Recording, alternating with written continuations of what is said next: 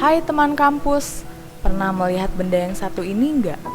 Kujang, sebuah perkakas masyarakat Sunda yang merefleksikan keindahan dan syarat akan nilai filosofi yang tinggi. Karena esensi filosofi inilah, maka kujang dipakai sebagai salah satu estetika dalam beberapa lambang, organisasi, serta pemerintahan di Jawa Barat.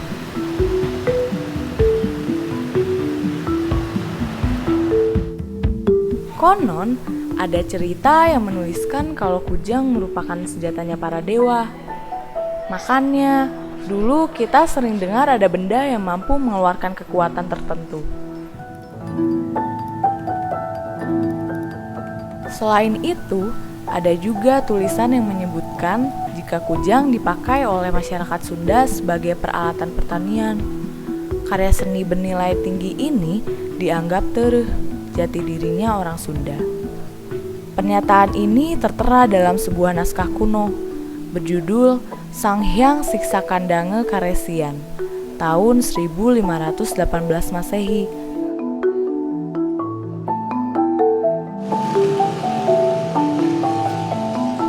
Kalau di zaman sekarang mah kujang sudah beda tuh, jauh lebih modern. Ada beragam penyematan kujang yang kini marak digandrungi anak muda Bandung. Antara lain, kaos distro yang disablon dengan gambar kujang, ikat kepala, pin, tusuk konde, hingga tato yang juga bermotifkan kujang. Pokoknya banyak deh cindera mata berbentuk kujang yang lahir dari tangan-tangan kreatif ini.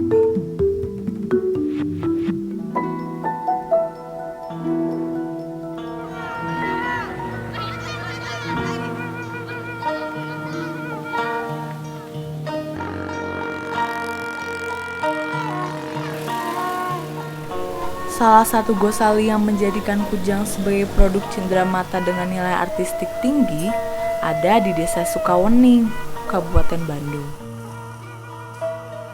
Jaraknya sekitar 10 menit dari Ciwidey. Inilah kampung para pandai besi di Bandung, di mana mayoritas masyarakatnya bekerja sebagai pembuat perkakas tajam.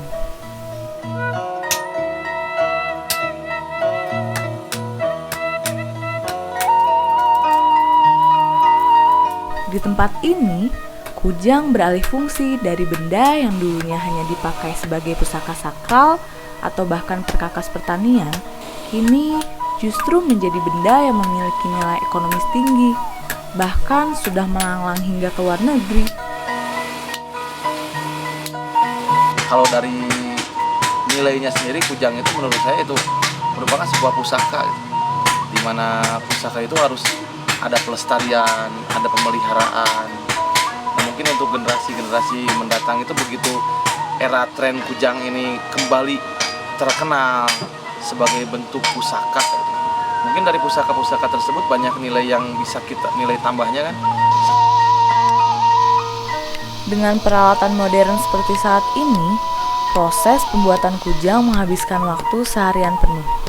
Dimulai dari peleburan seluruh elemen logam dalam suhu 1400 derajat Celcius. Setelah dilebur di suhu yang tinggi, kemudian kujang dibentuk berdasarkan sketsa di suhu 800 derajat Celcius.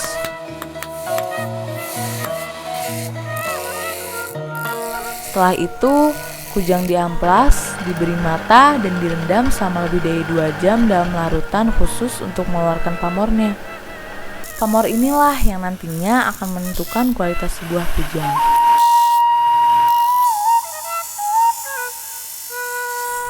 Oh iya, jumlah mata yang ada pada kujang merepresentasikan status sosial pemegangnya. Makin banyak mata kujang, makin tinggi status orang tersebut di dalam masyarakat.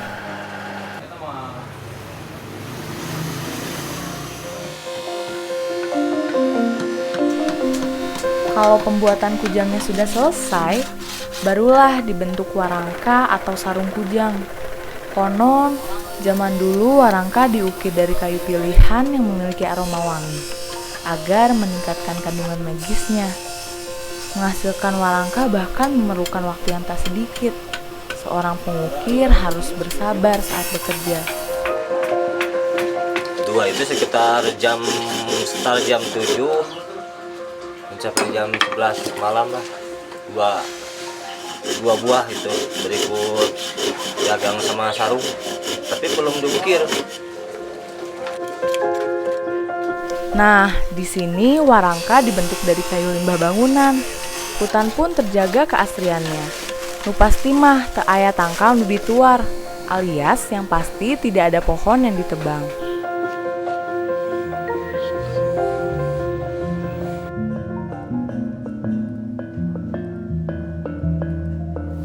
Dengan perkembangan kemajuan masyarakat Sunda, kini kujang telah mengalami perkembangan dan pergeseran bentuk, baik fungsi dan makna.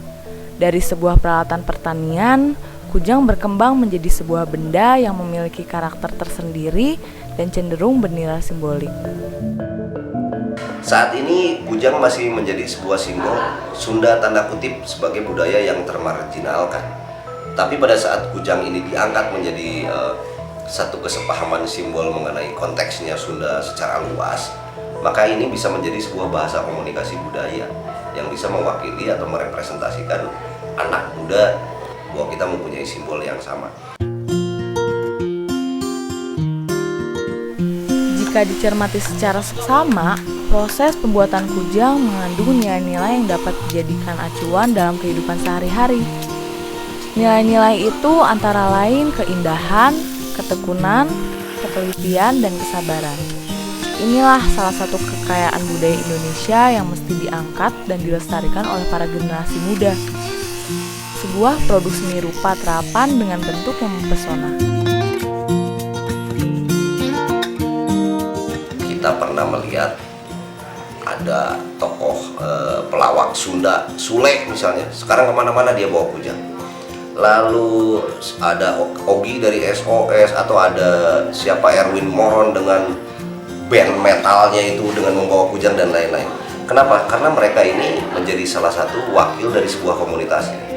Artinya ini yang paling sangat efektif dengan cara seperti itu. Itu yang saya maksud tadi komprehensif.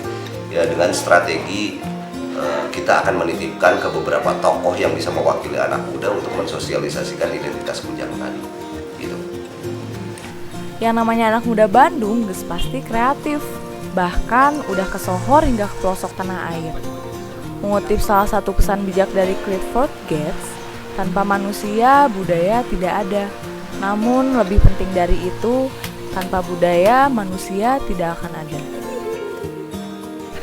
Nah, selaku generasi penerus, sudah pasti kita harus mencintai dan melestarikan budaya kita sendiri. Jangan sampai budaya kita dirampas lagi sama negara lain. Terus protes sana sini, kan sayang, ya enggak?